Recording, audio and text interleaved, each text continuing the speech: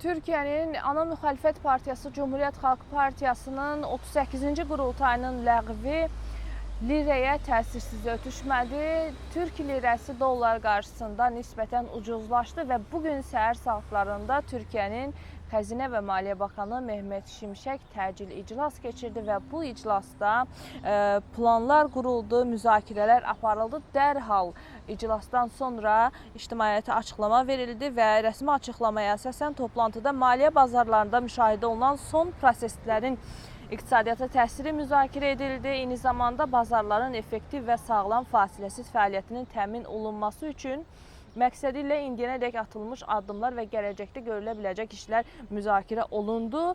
Çünki dünən CHP qurultayının ləğvindən sonra maliyyə bazarlarında ciddi dalğalanmalar müşahidə olundu və Xəzinə və Maliyyə Nazirliyinin toplantısından sonra ictimaiyyətə verilən məlumatda qeyd olunur ki, ictimaiyyətin narahat olmağa heç bir əsas yoxdur. Belə ki, bütün vəziyyət kontrol altındadır. Sonda qısaca olaraq nə baş verdiyinə haqqında da məlumat vermək istəyirəm. Cumhuriyyət Xalq Partiyası cəbhəsində nələr baş verir? Əslində qurultay keçirildiyi gündən etibarən fikir ayrılıqları ortada idi.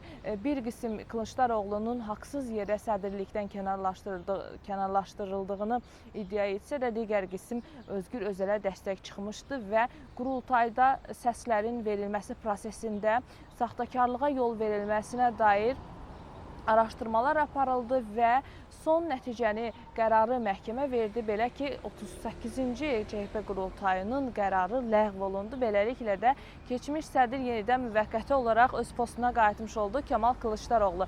İndi nə baş verir? Özgür Özel dünən açıqlamasında bildirdi ki, Kemal Kılıçdaroğlu'na zəng vursa da o telefonu açmayıb və əlavə edib ki, onun Kemal Kılıçdaroğlu ilə danışacaq heç bir sözü yoxdur. Və Türkiyədəki prezident seçkilərinə hazırlıq ərəfəsində doğrudur, hələ bir müddət olsa da, ancaq burada seçkilərə öncədən hazırlıqlar gedir və bu ərəfələrdə CHP-nin içərisində belə halların baş verməsi partiya içərisində əlbəttə ki, böyük dalğalanmalara səbəb olur. Həmçinin partiyanın seçilmiş bələdiyyə sədrlərinə qarşı aparılan əməliyyatlar, rüşvət qalmaqalları, bunlar da partiya daxilində haçalanmalara, fikir ayrılıqlarına gətirib çıxarır. İndi isə son gündəm ondan ibarətdir ki, Cumhuriyyət Xalq Partiyasının məhkəmənin qərarına verdiyi etiraz qəbul olunmadı, qərar qüvvədədir. Beləliklə, Cumhuriyyət Xalq Partiyasının 38-ci qurultayı ləğv olunmuş hesab olunur.